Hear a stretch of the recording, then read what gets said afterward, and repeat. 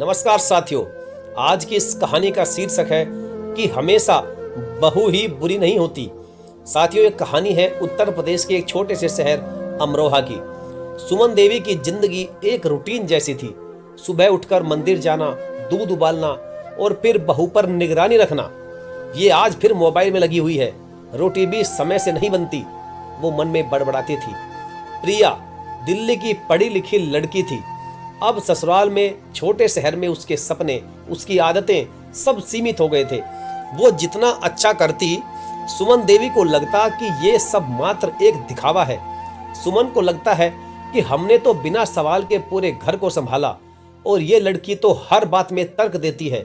वहीं प्रिया को लगता था, मैं कुछ भी करूं, इन्हें पसंद ही नहीं आता। अजय ऑफिस चला जाता और घर में 2 औरतें थी, लेकिन बोल चाल सिर्फ जरूरत भर की। एक रात अचानक सुमन को तेज सीने में दर्द हुआ। वो बिस्तर से उठने ही वाली थी कि गिर गई। अजय घर पर नहीं था। कॉल की तो अनरीचेबल आया। प्रिया दौड़ी, उन्होंने गाड़ी निकाली और सुमन को अस्पताल ले गई। चेकअप के बाद पता चला कि हल्का हार्ट अटैक था। समय पर लाना जरूरी था। डॉक्टर ने कहा कि अगर देर हो जाती तो शायद कुछ और ही हो जाता। सुमन ने पहली बार प्रिया की तरफ देखा। आंखों में कृतज्ञता थी। अब सुमन बिस्तर पर थी और प्रिया उनकी देखभाल कर रही थी। सुबह उनका बीपी चेक करना, दवा समय पर देना, पसंद का सादा खाना बनाना और सबसे बड़ी बात, उनसे बातें करना।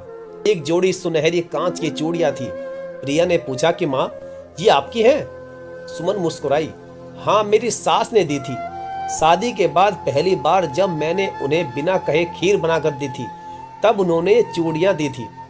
थोड़ी देर बाद सुमन ने वही चूड़ियां प्रिया को पकड़ा दी। प्रिया हैरान हुई। माँ, ये आप क्या कर रही हैं? सुमन की आंखें नम थी और फिर बोली कि हर बहू बुरी नहीं होती, बस हमें समझने में वक्त लग जाता है। आज अगर तुम ना होती तो शायद मैं भी ना होती। अब घर का सारा माहौल बदल गया था। प्रिया जब कुछ नया पकाती, सुमन स्वाद लेती।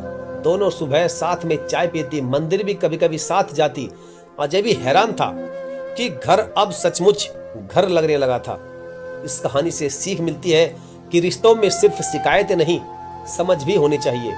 बहू भी किसी की बेटी होती है, उसे अपनाने में समय लग सकता है, लेकिन कोशिश जरूर करें। और सबसे जरूरी कि हमेशा बहू ही बुरी नहीं होती, कभी कभी सास भी बदल सकती है। तो साथियों, कैसी लगी आपको यह कहानी? अच्छी लगी हो तो वीडियो को लाइक करके चैनल को सब्सक्राइब करना बिल्कुल ना भूलें।